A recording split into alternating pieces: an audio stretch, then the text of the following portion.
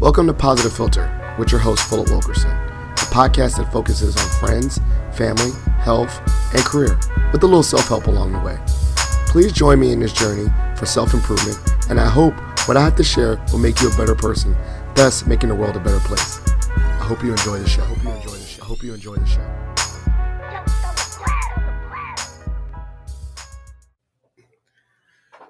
Hello, ladies and gentlemen, boys and girls, people of the world. It's Philip Wilkerson back with another episode of Positive Philter. I'm joined by a special guest. Everyone's a special guest because they take time to join me on my show. I'm joined by Chris Fitzpatrick. Now, we have not met in person. No, which is shocking to me.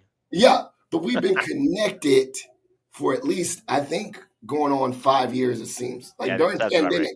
Pandemic friends. I'd say right. COVID cousins. And we met through association, Eastern Ace, but we even haven't gone to a conference together. But we have motivated each other through the love of public speaking and getting in front of people and mentorship, which we could, touch a little bit upon. Sure. But Chris, please introduce yourself to listeners, and we'll have a great conversation about a variety of topics today. Yeah, absolutely, Phil. Appreciate it.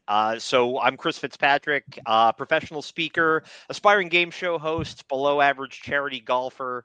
And as Phil said, I've known him for about 5 years through an organization that I was affiliated with going back probably about 18 years ago to begin with, which is the Eastern Association of Colleges and Employers. I had worked closely with them with a prior employer.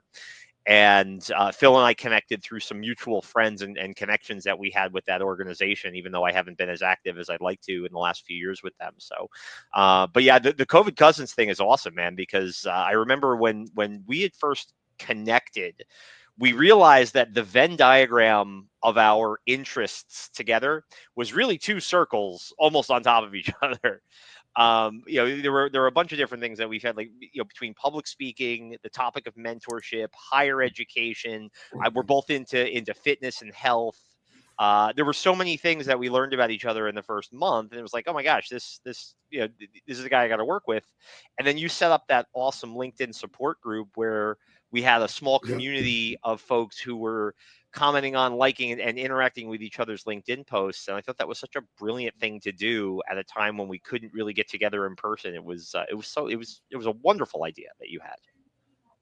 Yeah. And, I think that, building communities is something that's really important to me. And I know that's something that's really important to you. But let's, talk about the one thing that we share is, I love it. You said aspiring game host. I like that. I'll copy that too. But we like we like public speaking. And so I'd like to hear a little bit about your origin story. Were you always a confident speaker?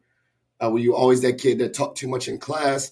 Take us to the origin story of you presenting yourself in front of others that are more than one person, right? Public speaking. Yep. Yeah, sure. Absolutely. So to answer kind of the question that you embedded in there, yes, I've always been comfortable speaking in front of people. Yes, I was the kid who wouldn't shut up. That origin story is it runs deep. And what's also really interesting is that the more I tell this origin story and the more I discuss this with other speakers, other people who are passionate about delivering their messages, the more and more I realize how many folks get started with that because they had a childhood experience with worship, right? With some sort of a religious experience, church or what have you. And so my father is a very good public orator. And we would go to church as a family, and he was in a lot of different roles that put him in a position where he was addressing the group, the congregation, and everybody. And so I emulated him in many ways, and I always felt comfortable, whether it was being in a play and being a lead role, to speaking from the lectern. I got into that in school. I got to college. I attended Montclair State University in Montclair, New Jersey. I have a lot of ties to the city of Montclair right now. We'll talk more about that later. But I ended up going into student government, and I became student government vice president, student government president. So then there I was, 19, 20, 21 years old, and I'm delivering addresses at commencement at the time at the IZOD Center, or the Continental Airlines Arena, whatever it was called at the time, for 8, 9, 10,000 people. And they still invite me back to do it as an alumnus, which is really cool. So now it's like 15, 16, 17,000 people. And it's one of my favorite days of the year. I ended up in campus recruiting, which is something else that you and I are very passionate about, right? Your work with George Mason, and then I've been recruiting college students for internships and jobs for almost 20 years. I've interviewed somewhere between 40 and 70,000 job seekers. That's an estimate based off of just the numbers Yeah. and the experiences I've had. And so I was speaking in front of groups and I was delivering presentations, and it was just part of my job. And then a conference reached out to me in 2018. They reached out to me on LinkedIn and said, "Do you want to come and deliver a session for our conference attendees?" And they flew me out to Nashville, Tennessee, which was such a cool city. And I delivered my first paid speaking gig. Okay. And then 3 years ago, I decided this was something I could seriously lean into. I finished my master's degree during COVID. And then the next step was I started kind of building a business off to the side, and here I am, and I still love doing it. It's I have a full-time job, and I do a lot with my family, but the speaking thing is something that's grown, and I've really enjoyed it. I love that, and I love the story, about like who childhood, who shaped it. Like, because you think about, I was like, dang, I think about who were my influences in seeing people speak in front of people, and I think it was my dad too, in the military. Oh Being an wow, army colonel and speaking in front of a lot of people. I was like, oh, my dad did that, so I think about that. And then church, my dad was a reader, at church, my in dad my Catholic dad and church. I were too, Yeah, and and I so have I like did it a fond couple of times memories. too. So Yeah, it's all about see it and believe it, see it and achieve it. And so for me, when I was growing up, thinking of I got to speak in front of people. Yes, I get nervous, but also at the same time, like my dad can do it, I can do it. It's not like no big deal, but it was like my dad practiced. I seen him read over what he needed to do. Like read his readings before he went yeah. out.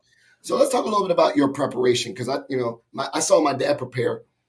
When you started getting these large speaking things like the convocation as an undergrad, how did you prepare and how did you assess that you were, I'm good at this, or I'm like, this was a horrible experience kind of thing?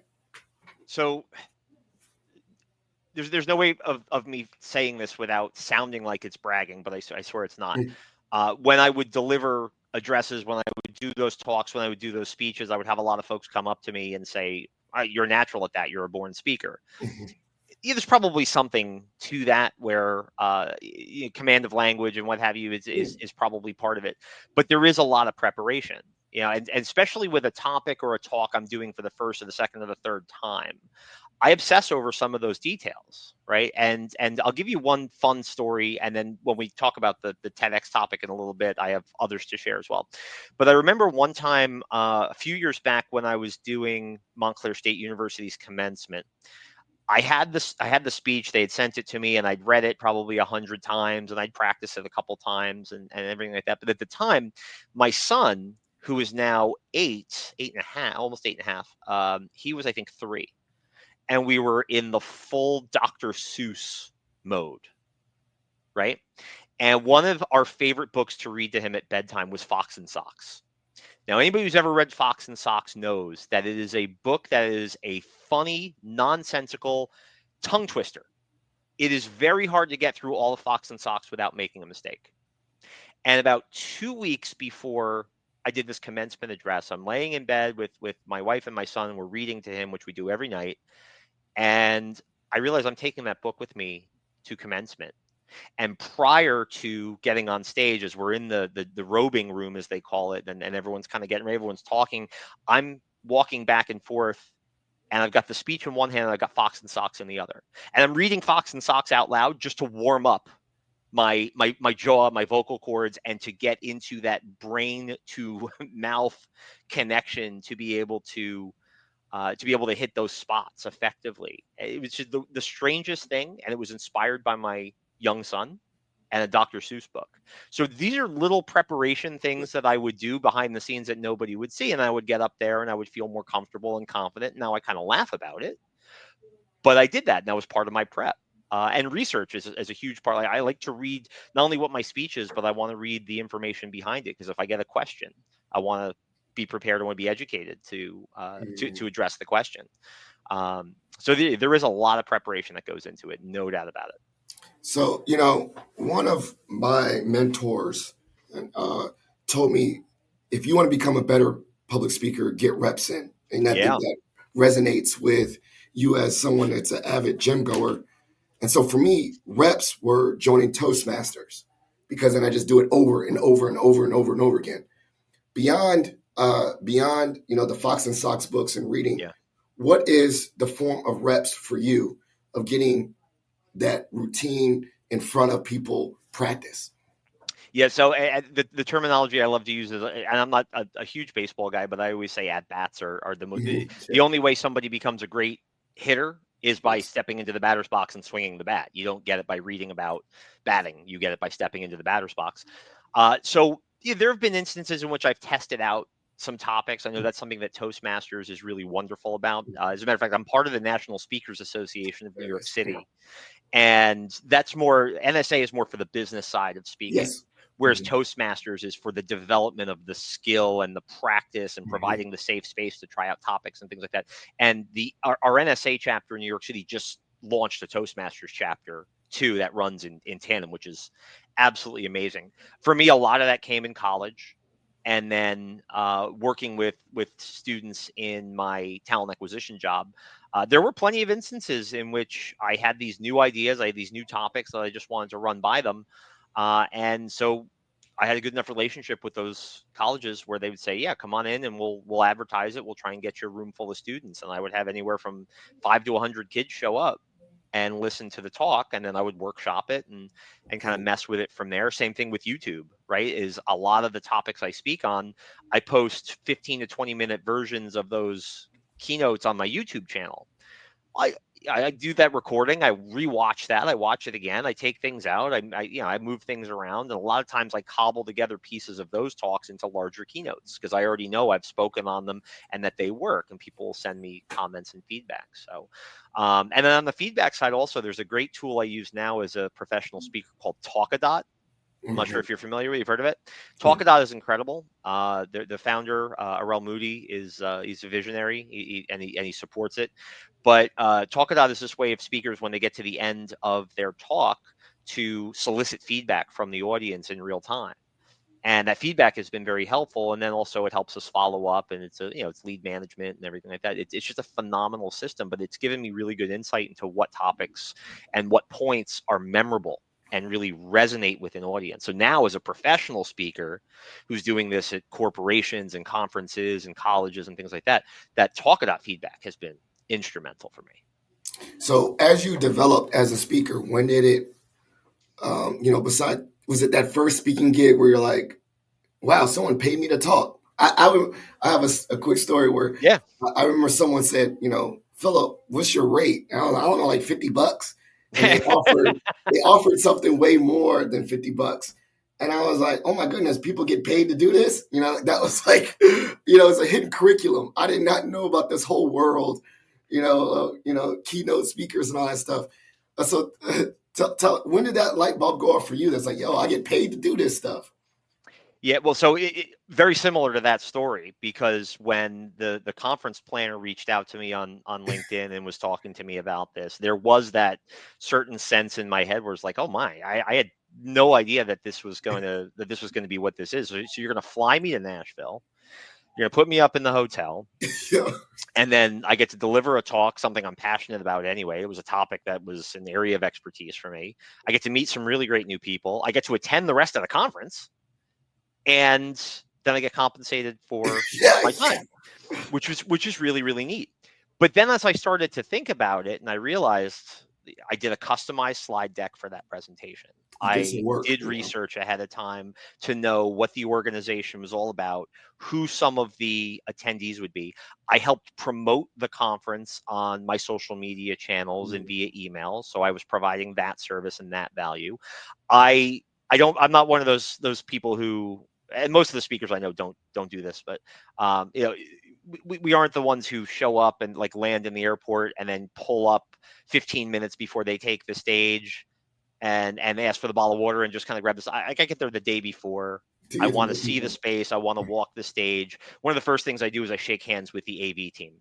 because they are the ones who are going to be responsible for making sure that I look and sound the way I want to look and sound on stage. They're unsung heroes of every conference and every talk I've ever done. So if you're out there and you do AV work where you mic up speakers and you get the speaker set and you make sure that the slides are working, thank you for everything you do. Absolutely, absolutely true.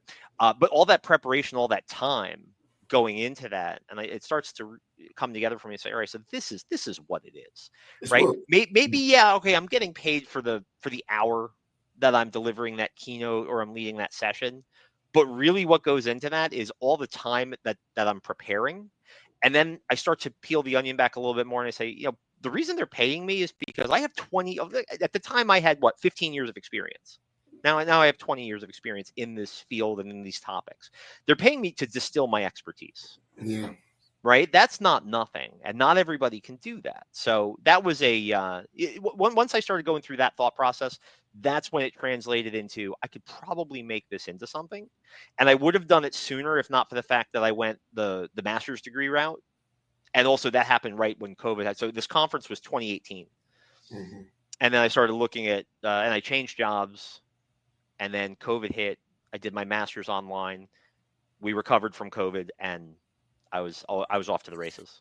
But it's more so like understanding, your intellectual capital, meaning like you have a resource, which is your intellect, your expertise, and now you're leveraging it and saying, I'm not giving out my intellectual capital for free, and people don't understand. It's like a hidden curriculum that we're not really taught to value or leverage our intellectual capital as much as our labor. And what I mean Yep. by that is that, like, you go to college, you graduate, you go to get a job, and you work, and that's how you earn a living through a wage, through work.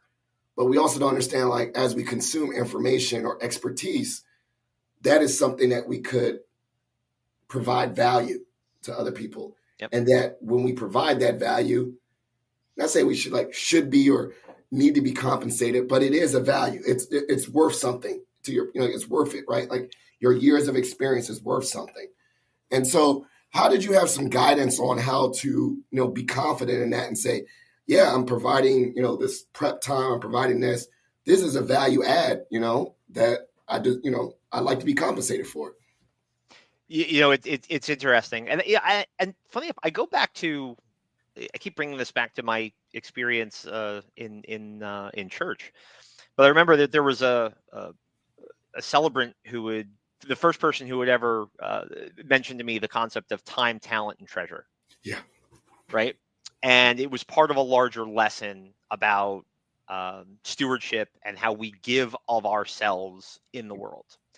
But when I applied that to what I think of how I bring value and what makes me somebody who's hireable, I mean, it's easy for us to quantify our treasure, right? I donate X number of dollars Yes. here. Mm-hmm. I spend X number of dollars. I have a budget for this.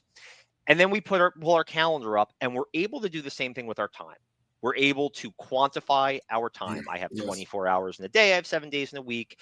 I spend X number working, X number family and related. I have this much free time. How am I going to spend those hours that I have that full control over, that I haven't already allocated? Because really, we have full control over every hour of our day, but we've decided how to budget it.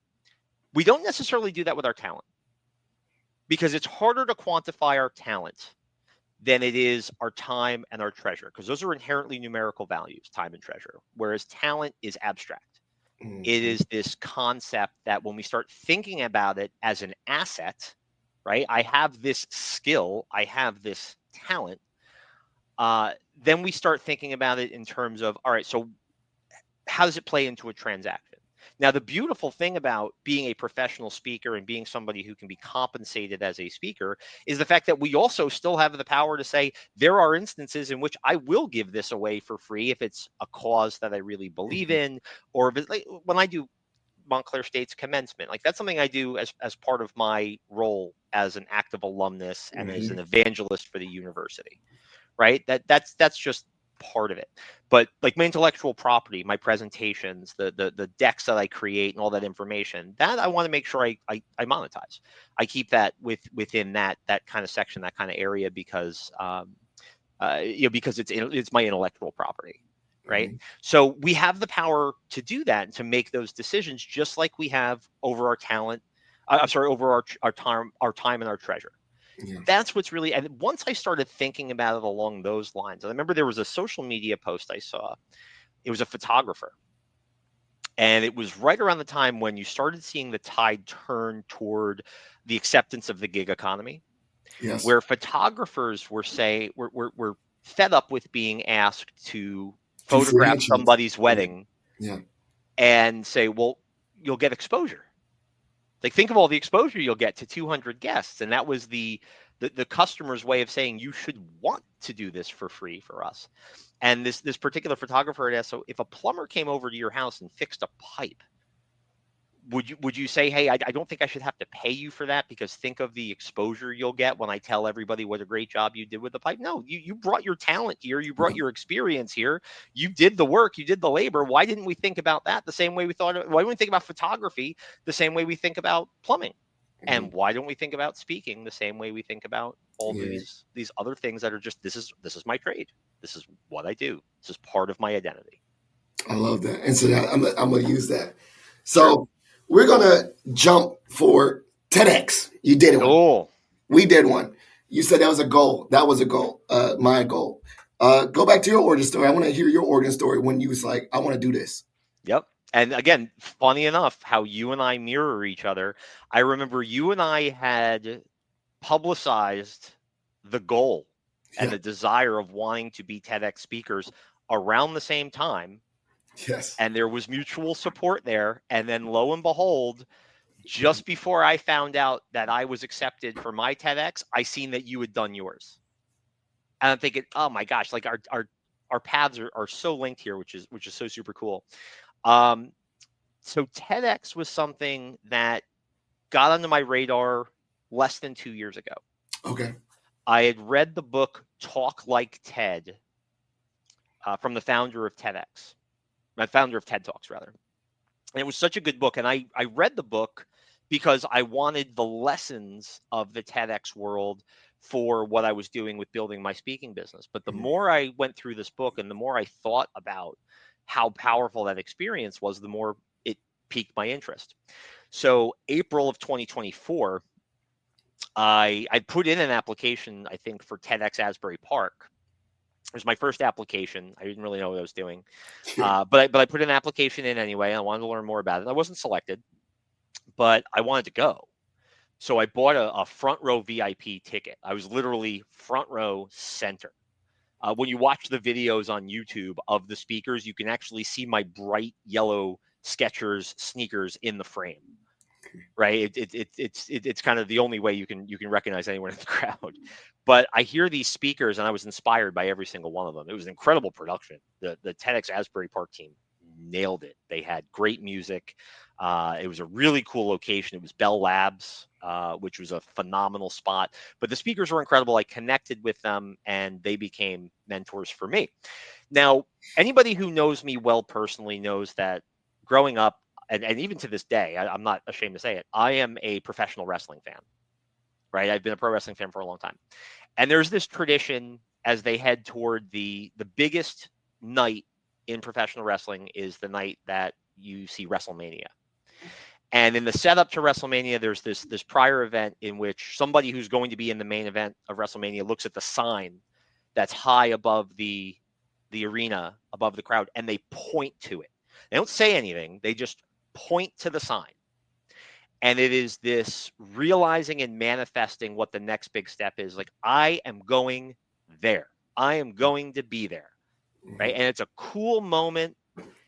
And so at TEDx Asbury Park, before the event got started, and I felt the energy in that room and everything like that, I took a selfie of myself pointing at the TEDx sign.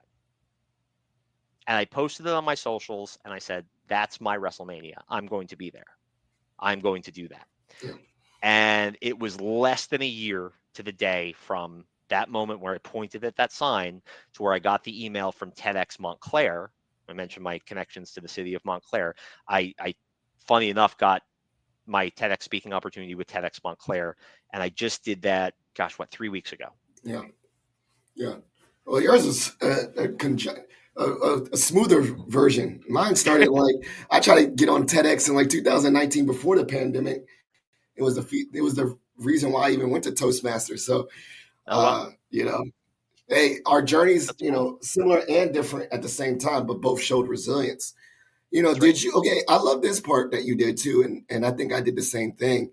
Is that when you did not get accepted by the first one, or like selected, whatever, that you still use it as a growth opportunity to connect and learn. And I did the same thing. Always ask for feedback and stuff. Yep. So what was some of the things you learned, the feedback that you gained when you connected with some of those organizers Yeah. from Ashbury Park? Because that shows resilience, right? Where you take something that's like could be a little bit disappointing, which we all understand, but you turn it into like, this is something I learned. It's part of your journey. It's a great part of your story.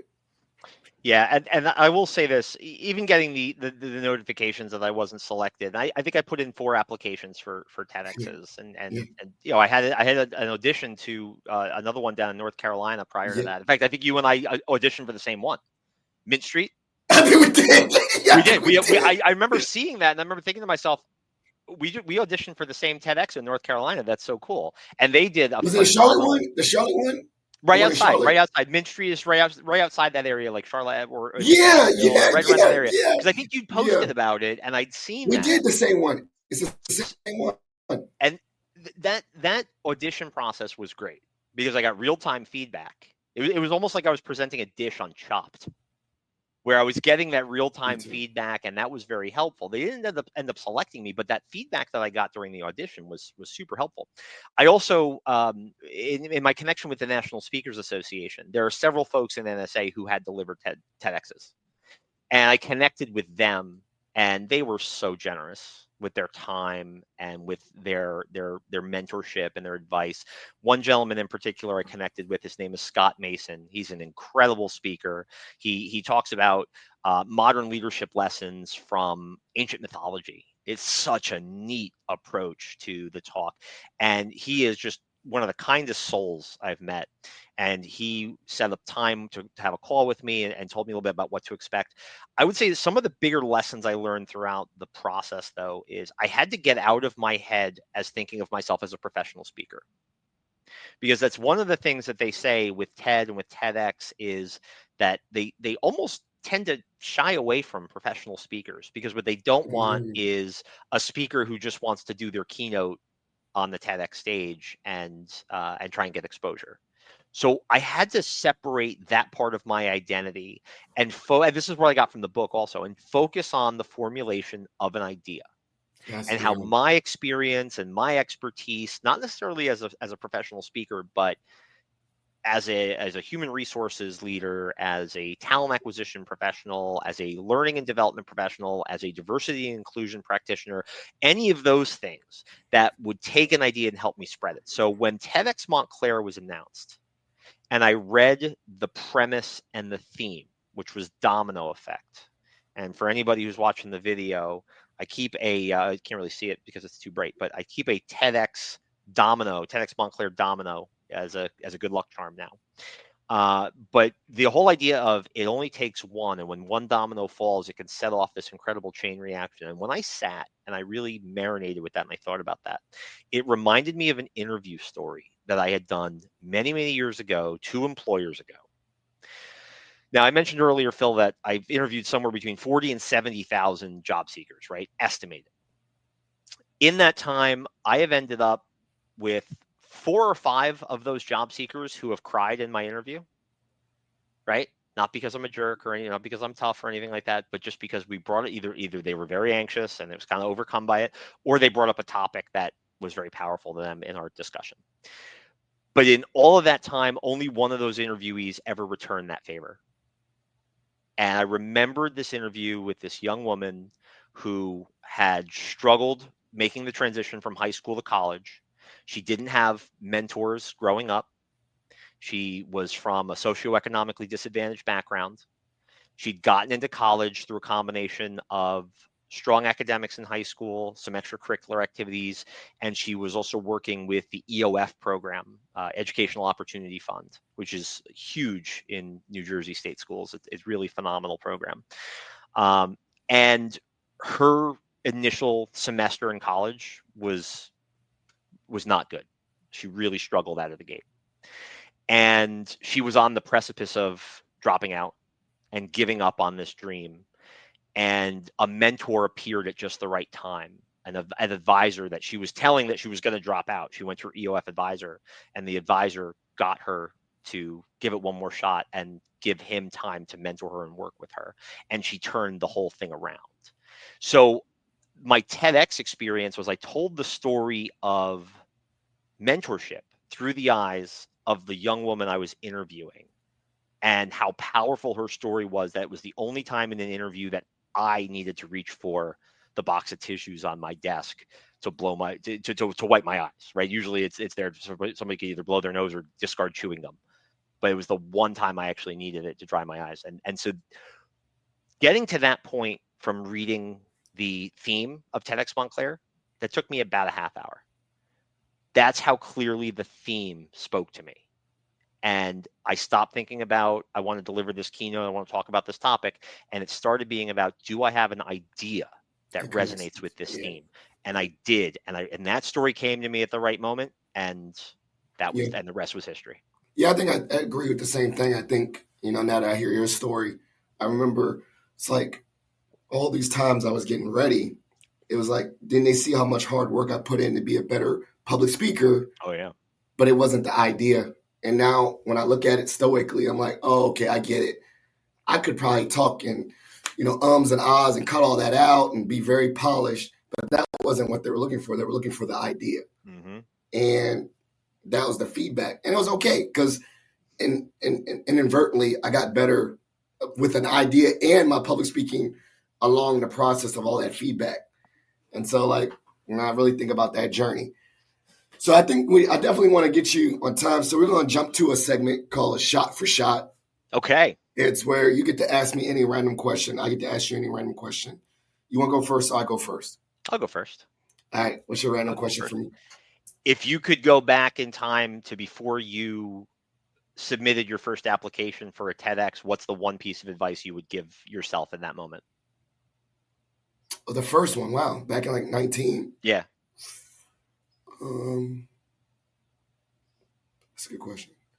I think I would have told myself back in 19 that, I don't know, I think I would have not told not to change. I think I would have just mentally prepared myself and said, hey, you're really going to get this done, and I don't want to spoil it for you when it's going to get done, as future me, right? Yeah. But I want to let you know that you're not going to get this one and keep trying. And because I don't want to change the journey at all, but I want to just give myself a little bit more of a push to say just be a little bit more okay with rejection at the initial part. It's like an Avengers Endgame when Doctor Strange says to Tony Stark, if I tell you what happens, it won't happen. Yeah, exactly. Yeah. And also understanding that same movie, he did all the scenarios where, you're going to fail. You're going to fail a lot. He failed a million times. I can't tell you the one time we did not fail because then it'll ruin it. And I kind of want to have that same mindset. I just want to give myself the heads up. You're going to fail a lot, but it's going to work out. I just can't tell you the situation when it works out because I don't want to jinx it. I love that. That's what I would just say to myself. And keep trying and keep doing. I think the techniques that you did too was keep reaching out to people and getting feedback. I made an Excel spreadsheet. I think I sent it to you. I'll send it to you. You did. I made an Excel spreadsheet of all the people I knew that did TEDx's, not to compare myself, but to say, hey, these are my friends. I watched all their talks, and I was it was almost like process by osmosis. If I just surround myself with people that did it and ask them how they did it, then maybe I can do it too. So these are things I would have just told myself, maybe tighten up your processes, but you're going to get it done. That's what I would have told myself. I love it. All right. You said WrestleMania. Yeah. So if you were a wrestler, would you be a heel or a good guy? And what would be your stick? What would be my shtick, huh? I think about this fairly frequently. Um, the one thing I've learned about watching and speaking with enough professional wrestlers, having been a fan for a long time, is that you probably are going to need to be both at some point. You have to play different characters, and if only just to not get bored. So I would probably have to prepare myself to be able to play either one. I think I would be a much better babyface. I think inherently that's how I am. Not that I can't talk smack, and not that I can't play either the arrogant or the cowardly heel. I probably could. But I think of myself as the underdog babyface, where I am the Rey Mysterio type, where it's I'm undersized, or I'm underestimated, and I overcome the odds, or like a Daniel Bryan from Bryan Danielson from a few years ago. Yeah. And that stems from kind of my history and my childhood, right? So I was throughout middle school and high school, I was one of the worst things that you could be as a middle school and high school student in the 1990s, and that was incredibly overweight. And so sophomore year of high school, I weighed 235 pounds, and I didn't have an ounce of muscle on me. Right. So I was the target of a lot of bullying and a lot of harsh comments, and dreading going to school. And then sophomore year of high school, for some reason that I don't quite recall, I decided to go out for the high school wrestling team. And 2 days in, I was ready to quit because it was very, very hard, and I was not physically able to handle it. I had a coach and a mentor, Coach Greenshields, who kept me in it. And similar to that interviewee I mentioned earlier, said, give it one more day, and kept saying, just give it one more day, hang in there. You're getting better. You're improving.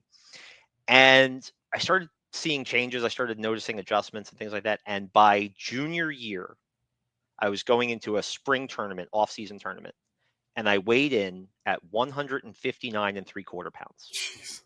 So I lost just over 75 pounds in about a year in high school, year and a half in high school, because I went out for the wrestling team, absolutely underestimated.